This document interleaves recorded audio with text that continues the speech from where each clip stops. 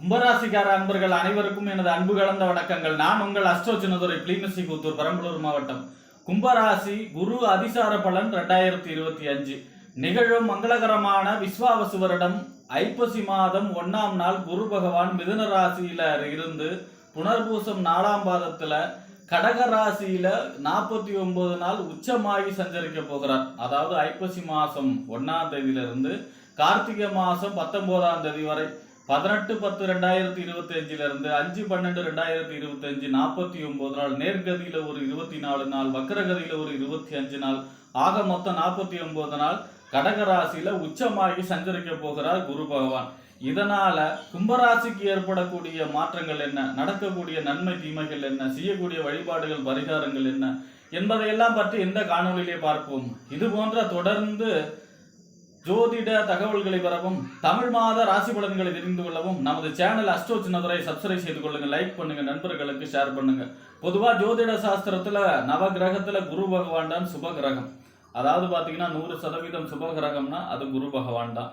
குரு பார்க்க கோடி தோஷ நிவர்த்தியமாக நம்மளுடைய ஜாதகத்துல அவயோக திசை நடக்குது, கண்டக திசை நடக்குது அப்படின்னா கூட அது குரு பார்வையோடு நடக்கும் பொழுது அதனுடைய கெடுபலன்கள் குறைவுபட்டு நடக்கக்கூடிய அமைப்பாக இருக்கும். குரு பார்வைக்கு அவ்வளவு விசேஷம் உடையது. அடுத்ததா பாத்தீங்கன்னா குரு தான் ஒருவருடைய ஜாதகத்துல பொன், பொருள், கௌரவம், அந்தஸ்து இதெல்லாம் சொல்லக்கூடிய கிரகம். அதாவது பாத்தீங்கன்னா ஒருத்தருடைய தங்கம், அவருக்கு தங்கம் சேருமா சேராதா, தங்கம் அவற்றை எவ்வளவு இருக்கும், இதெல்லாம் சொல்லக்கூடிய கிரகம் குரு.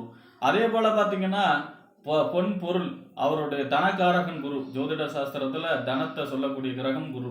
அப்ப பாத்தீங்கன்னா ஒருத்தருக்கு பொருளாதாரம் எவ்வளவு இருக்கும், பொருளாதாரம் அவருக்கு சேருமா, இல்ல வாழ்க்கை பூரா கடனாளியா தான் இருப்பாங்களா, இந்த பொருளாதார சம்பந்தமான விஷயங்களை சொல்லக்கூடிய கிரகம் குரு பகவான் தான்.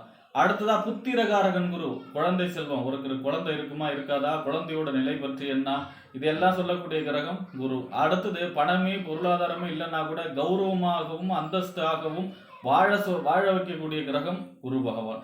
ஆக ஒரு மனிதனுக்கு தேவையான அனைத்து விதமான பலன்களையும் கொடுக்கறதுல முக்கிய பங்கு வகிக்கக்கூடிய கிரகம் குரு பகவான் தான்.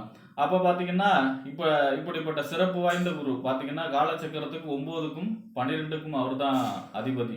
9ஆம் இடங்கிறது என்ன, குரு வழிகாட்டி. குரு தான் வழிகாட்டி. ஒருத்தருக்கு குரு பலமீனம் அடைஞ்சா பாத்தீங்கன்னா அவங்களுக்கு சிறந்த வழிகாட்டுதலே இருக்க மாட்டாங்க. எந்த நேரத்துல எதை செய்யணும்னு சொல்லக்கூடிய வழிகாட்டி இல்லைன்னா ஒருத்தருடைய வாழ்க்கை வெற்றி அடைவது ரொம்ப கஷ்டம்.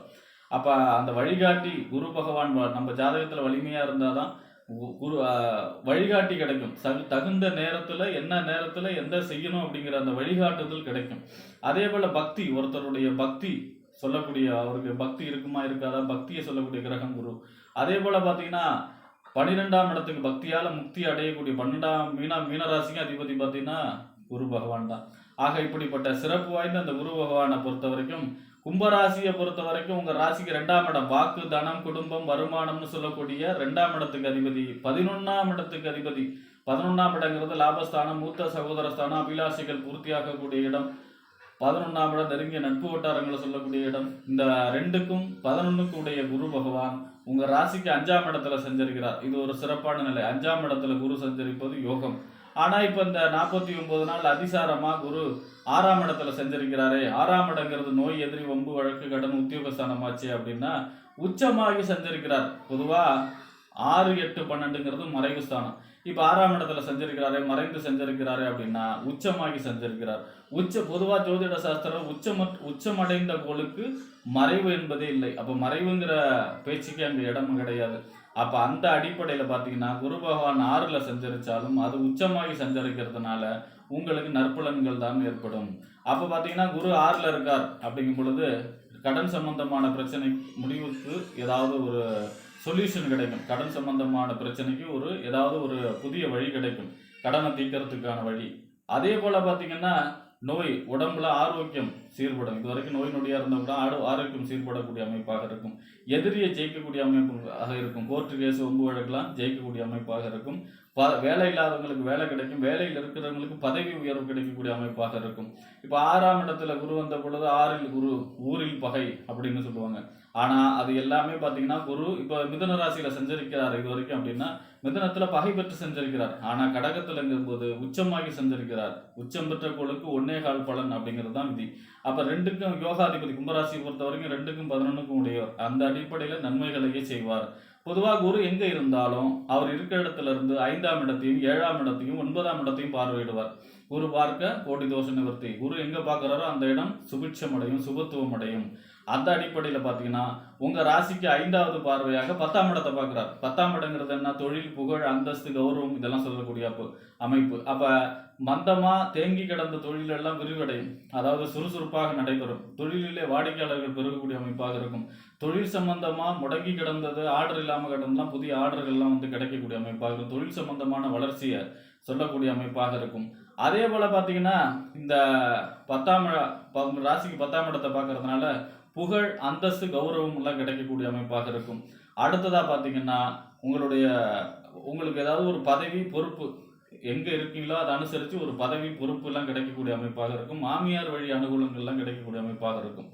அடுத்ததா பார்த்தீங்கன்னா உங்க ராசிக்கு 7வது பார்வை. 7வது பார்வைங்கிறது முழு பார்வை. 7வது பார்வையா உங்க ராசிக்கு 12ஆம் இடத்தை பார்க்கிறார். 12ஆம் இடங்கிறது என்ன? அயன, சயன, போகஸ்தானம், விரயஸ்தானம், வெளிநாட்டு சம்பந்தமான ஸ்தானம்.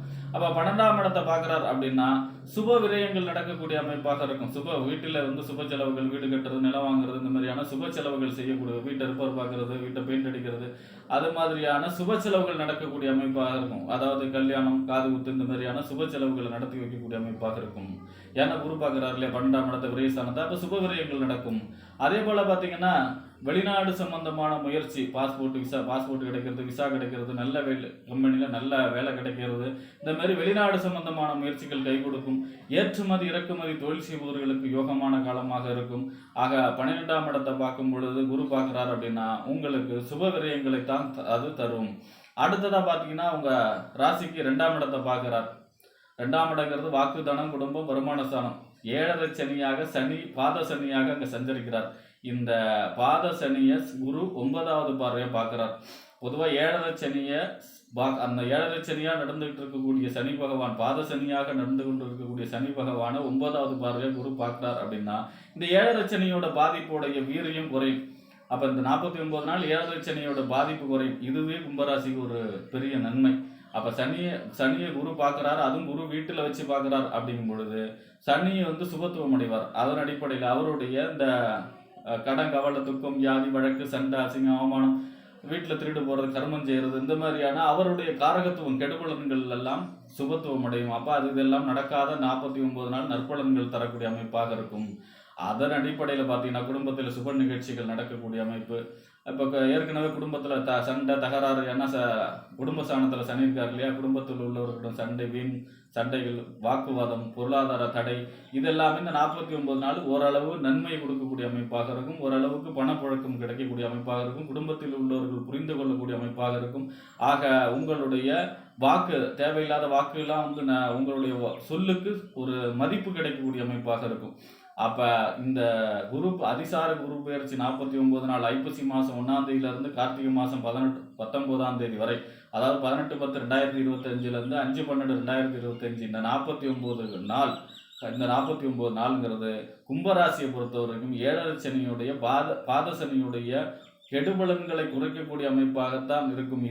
இதுவே வந்து கும்பராசிக்கு ஒரு பெரிய ஜாக்பாட் அப்படின்னு சொல்லலாம். அப்ப இந்த காலங்கிறது கும்பராசியை பொறுத்த வரைக்கும் நன்மைகள், அதாவது பார்த்தீங்கன்னா இந்த கடன் பிரச்சனை கொஞ்சம் தீர்க்கிற அமைப்பு, அதே போல பார்த்தீங்கன்னா உத்தியோகம், வேலை கிடைக்கக்கூடிய அமைப்பு, வேலையில் பதவி உயர்வு கிடைக்கக்கூடிய அமைப்பு, தொழில் சம்பந்தமாக கொஞ்சம் வளர்ச்சி கிடைக்கக்கூடிய அமைப்பு, சுப செலவுகள் செய்யக்கூடிய அமைப்பு, அதே போல பார்த்தீங்கன்னா வாக்குஸ்தானத்தில் சனி இருக்கார் இல்லையா, அவர் சுபத்துவம் அடைகிறதுனால குடும்ப சம்பந்தமான பிரச்சனைகள்லாம் பிரிஞ்சிருந்தவங்களாம் ஒன்று சேரக்கூடிய அமைப்பு, இந்த மாதிரியான நற்பலன்களை தான் இந்த அதிசார பலனாக கும்பராசிக்காரர்களுக்கு இந்த 49 நாள் கிடைக்கும் என்று கூறி விடைபெறுகிறேன். நன்றி, வணக்கம்.